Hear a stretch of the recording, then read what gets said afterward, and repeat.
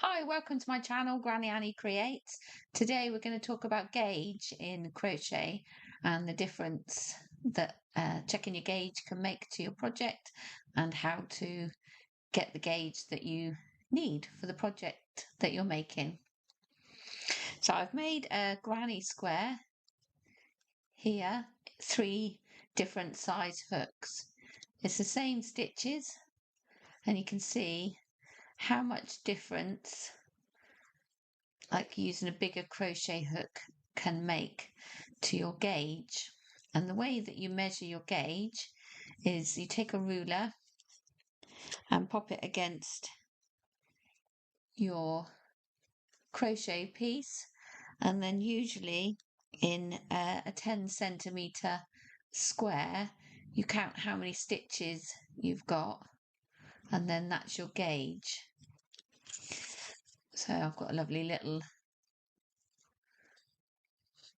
needle sizer here, and it's got a little ruler on there, so you can just count your stitches along, and that's how many stitches you've got in your 10 centimeter, and then you can times that out so you can get the size of the project you're going to need. Because as you can imagine, if you made 10 of these squares and 10 of these squares, put 10 of them together, you've got something a lot longer and a lot bigger than you have with 10 of these together.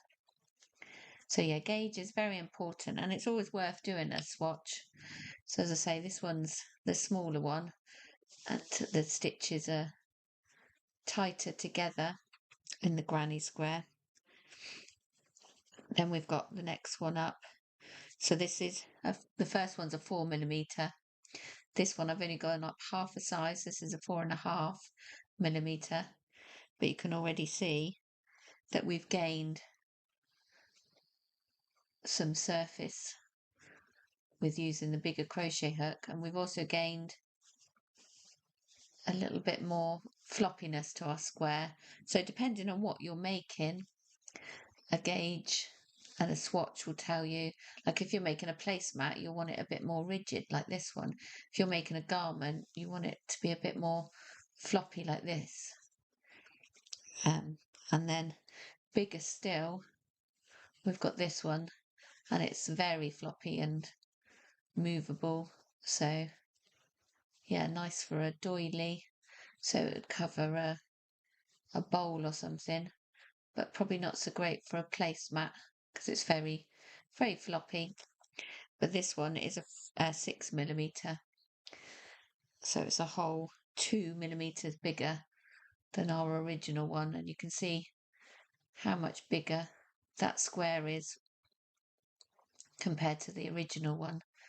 So yeah, if your pattern asks for a gauge and for the number of stitches in that gauge, as I say, you take your ruler and you take 10 centimeters, and this square is actually 10 centimeters long, and then you count how many stitches, and then you check it to the gauge that the pattern's saying it needs.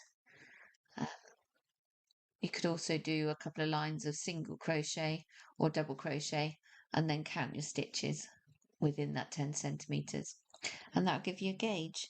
So yeah, it's definitely worth making a gauge swatch, and then you can see which one you prefer for what you're making, and then yeah, carry on making the one that fits your project, and then hopefully your project will be the size that you require.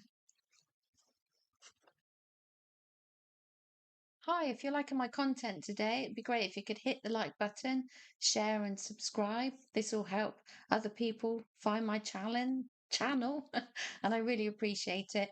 And if you want to connect further with me and in my crochet world, click the comment section below and there'll be links to my free ebook on beginner crochet stitches, my patterns and tons of other stuff to help you with your crochet, knitting and sewing. Thanks for watching.